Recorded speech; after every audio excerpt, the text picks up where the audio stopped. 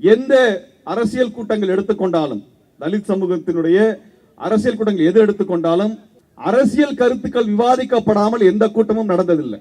வெறுமன ஆண்ட பரம்பரை பேசுகின்ற அரசியலை பேசுவதில்லை. இந்த அரசியல் சாசன அறிவைத்தான் நாம் பேசிக் கொண்டிருக்கிறோம். அப்ப தமிழ்நாட்டிலே அரசியல் வயப்பட்ட ஒரு சமூகத்திற்கான பிரதிநிதித்துவத்தை பற்றி பேசாமல், அவர்களுக்கு நடக்கக்கூடிய நெருக்கடிகளை பற்றி பேசாமல், அந்த சமூகத்தில் வரக்கூடிய தலைமைகளை எல்லாம் ரவுடிகளும் கட்ட பஞ்சாயத்துகளும் என்று நீங்கள் முத்திரை குத்துவீர்கள் என்றால், ஸ்டெர்லைட்டில் அந்த அப்பாவி மக்களை சுட்டு படுகொலை செய்த காவல்துறை அதிகாரிகளை நேரடியாக குற்றம் சாட்டியிருக்கிறார் நீதிபதி. அந்த காவல்துறை அதிகாரிகளை கட்ட பஞ்சாயத்துக்காரர்கள், கிரிமினல்கள், குற்றவாளிகள் என்று யாரும் சொல்ல துணிச்சல் இருக்கிறதா? பரமக்குடியிலே சுட்டு படுகொலை செய்தீர்கள் 2011. அந்த அதிகாரிகளை நீங்கள் குற்றவாளிகள் என்று சொல்லுவதற்கு உங்களுக்கு துணிச்சல் இருக்கிறதா? இப்படியாக பட்டியல் போட ஆரம்பித்தால் இவர்களை எல்லாம் நாங்கள் எப்படி அறிந்து கொள்வது என்கின்ற கேள்வியை முன்வைக்க விரும்புகின்றேன். இது குற்றம் செய்யக்கூடிய சமூகம் என்றால், இந்த ஊர்வலம் நடக்கின்ற சமயத்தில் இந்த பகுதியில் எந்த கடைகளும் உருப்படியாக இருந்திருக்க முடியாது. இந்த படுகொலை நடந்த தினத்தில் சென்னை அமைதியாக இருந்திருக்க முடியாது. நாங்கள் பார்த்துதானே இருக்கிறோம், இந்த ஊர்ல பார்க்கிறோம் இல்ல. சசிகுமார் என்று ஒரு இந்துத்துவ சமூக விரோதி படுகொலை செய்யப்பட்டவுடன் கோயம்புத்தூரிலே கிட்டத்தட்ட 15-20 கிலோமீட்டர் தொலைவில் இருக்கக்கூடிய கடைகள் எல்லாம் அடித்து நொறுக்கப்பட்டது. 1400 கோடி ரூபாய் சொத்துக்கள் சூறையாடப்பட்டது. இன்றைக்கு வரை அந்த சூறையாடலில் குற்றம் சாட்டப்பட்ட எவர் மீதும் எஃப்ஐஆர் போடல, சார்ஜ் ஷீட் போட்டு வழக்கு நடத்தல. யாரை குற்றவாளி என்று சொல்லுகிறீர்கள்? யாரை குற்றவாளி என்று சொல்லுகிறீர்கள்? கடந்த ஆட்சியில் நடந்த குற்றத்திற்கு இந்த ஆட்சியில் கூட நீங்கள் எஃப்ஐஆர் போடல, நீங்கள் சார்ஜ் ஷீட் போடல, ஒருத்தர கூட சிறைக்கு அனுப்ப முடியவில்லை என்றால் யாரை குற்றவாளி என்று சொல்லுகிறீர்கள்? குற்றவாளிகளை பாதுகாக்கக்கூடிய துறையாகத்தானே காவல்துறை இருக்கிறது. எப்படி இத பேசுறதுன்னு எனக்கு தெரியல. ஆனால்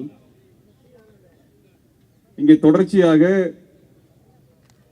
இந்த தமிழ்நாட்டில் கிட்டத்தட்ட 25% குறைந்தபட்சம் தமிழ்நாட்டு மக்கள் தொகையிலே 4இல் ஒருவராக இருக்கக்கூடிய தலித் சமூகத்திற்கு எந்த பிரதிநிதித்துவமும் எந்த இடத்திலும் இல்லை என்பதைத்தான் நாம் இப்பொழுது பார்த்துக் கொண்டிருக்கின்றோம்.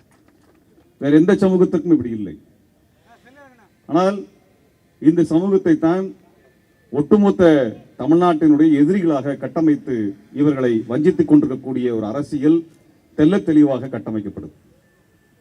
நான் ஒரு கேள்வி கேட்க விரும்புகின்றேன்.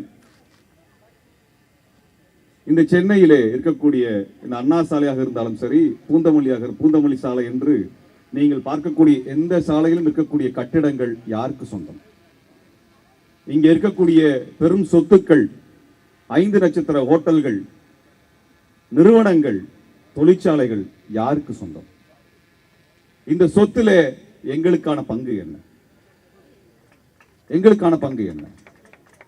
100லே 25 பேர் நாங்கள் என்றால் சொத்திலே 25% எங்களுக்கானதாக இருக்க வேண்டும். ஆனால் அப்படியான ஒன்று இல்லாத சமூகத்தில் எங்களுக்கான உரிமையை நாங்கள் பெற்றுக்கொள்வதற்கான வழி அரசியல் வழியாக இருக்கிறது. எங்கள் அரசியலை முன்னகர்த்துவதற்கான வழிமுறை என்பது தேர்தல் அரசியலும் அன்றாடம் நடக்கக்கூடிய அடக்குமுறைகளை எதிர்த்து நிற்க வேண்டிய துணிச்சலான அரசியலும் இரண்டும் தேவைப்படுகிறது. மற்ற சமூகங்களுக்கு அது இல்லை, அது தேவைப்படுவதில்லை. தன்னை பாதுகாத்துக் கொள்ளக்கூடிய ஒரு போராட்டமும் அரசியலிலே வெற்றி பெற வேண்டிய இன்னொரு போராட்டம், 2 போராட்டம் நடத்த வேண்டிய நிலையில் எந்த சமூகமும் இல்லை. ஆனால் 25% இருக்கக்கூடிய தலித் சமூகத்திற்கு மட்டும் இருக்கிறது என்றால், இங்கே அதிகாரம் பங்கிடப்படவில்லை, வளங்களும் பங்கிடப்படவில்லை, வளர்ச்சியும் பங்கிடப்படவில்லை. இப்படிப்பட்ட ஒரு சூழலில் நமக்கான அரசியல் வழிகாட்டுதலை அண்ணல் அம்பேத்கர் அவர்கள் எழுதி கொடுத்திருக்கின்றார், சிந்தனைகளாக வெளிப்படுத்தியிருக்கின்றார்.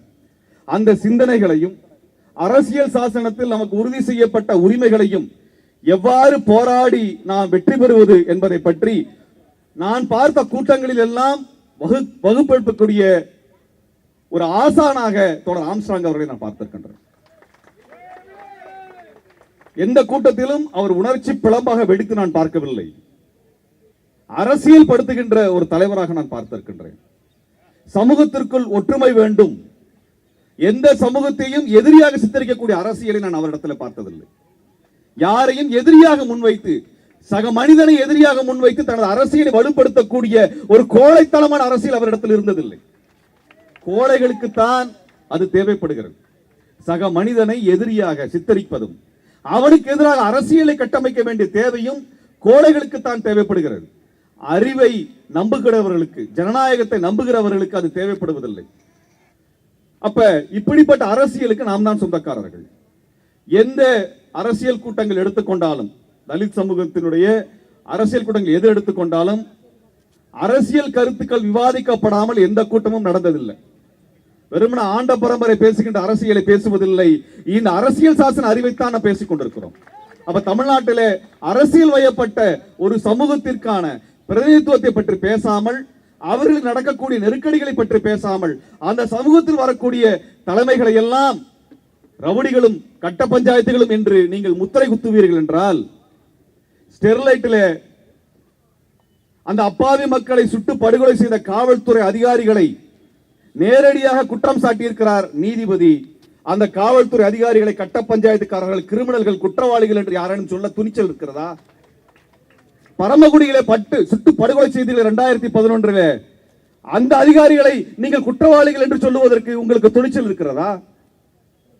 இப்படியாக பட்டியல் போட ஆரம்பித்தால் இவர்களை எல்லாம் நாங்கள் எப்படி அறிந்து கொள்வது என்கின்ற கேள்வியை முன்வைக்க விரும்புகின்றேன். இது குற்றம் செய்யக்கூடிய சமூகம் என்றால், இந்த ஊர்வலம் நடக்கின்ற சமயத்தில் இந்த பகுதியில் எந்த கடைகளும் உருப்படியாக இருந்திருக்க முடியாது.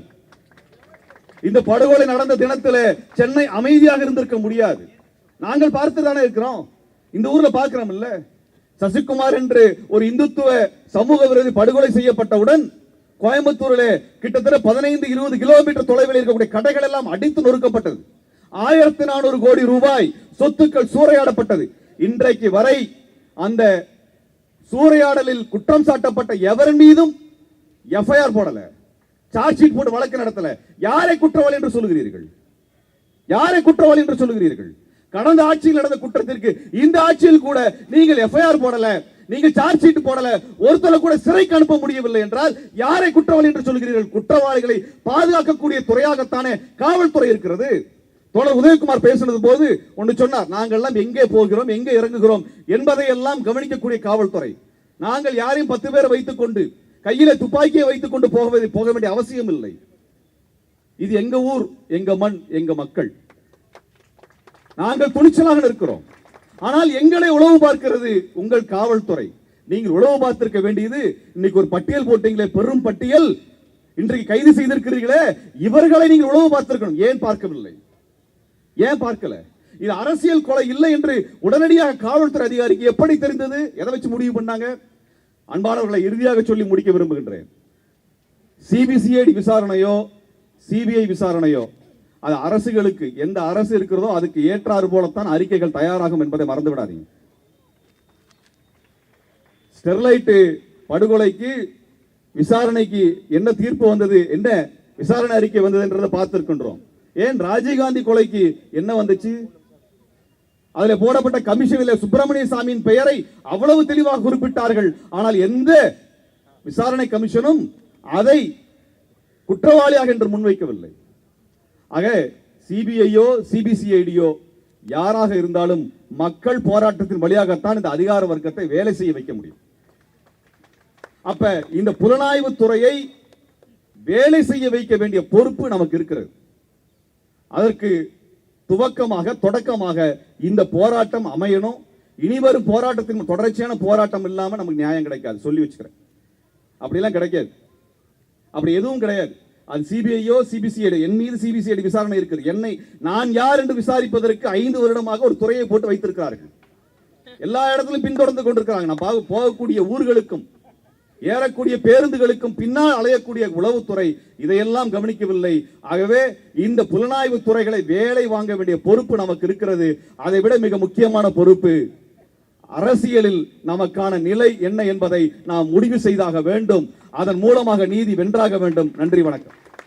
ஜெய் பீம். புரட்சியாளர் அம்பேத்கர் நாமம் வாழ்க.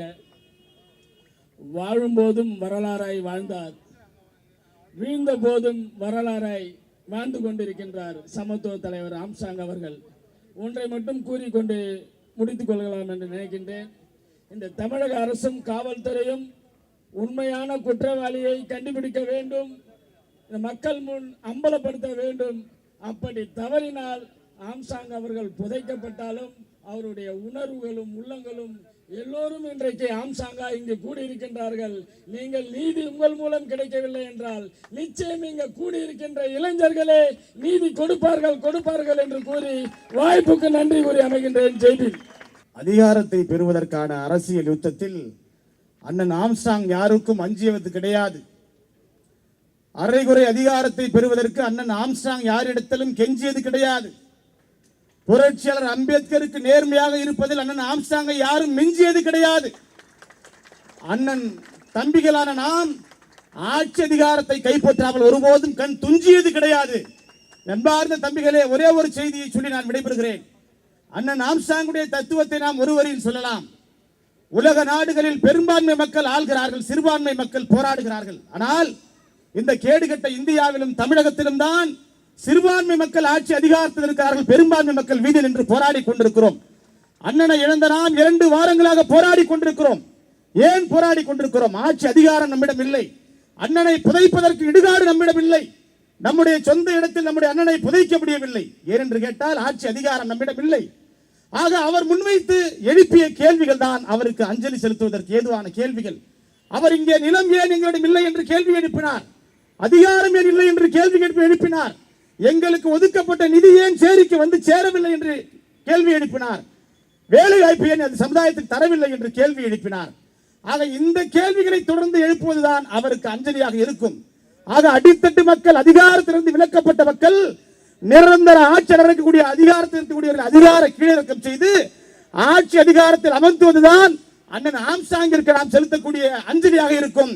பெரியாரிய மாடல் இவர்களை, திராவிட மாடல் இவர்களை ஆட்சி அதிகாரத்தில் அமர்த்தியது. இந்துத்துவ மாடல், இந்துத்துவ கைக்கூலிகளை ஆட்சி அதிகாரத்தில் அமர்த்தியது. ஜெய்பி மாடல் தான் நாம் ஆட்சி அதிகாரத்துக்கு செல்வதற்கான ஒரே வழி. அதுதான் அண்ணன் ஆம்ஸ்ட்ராங்கின் வழி. அதை முன்னெடுத்து செல்வோம். அதுதான் அண்ணன் ஆம்ஸ்ட்ராங்கிற்கு செய்யக்கூடிய அஞ்சலியாக இருக்கும் என்று சொன்னவனாய் நீல புலிகள் இயக்கத்தின் சார்பான நெஞ்சார்ந்த நீல வணக்கத்தை சொல்லி உறுதியாக்குகிறேன். ஜெய்பீம்.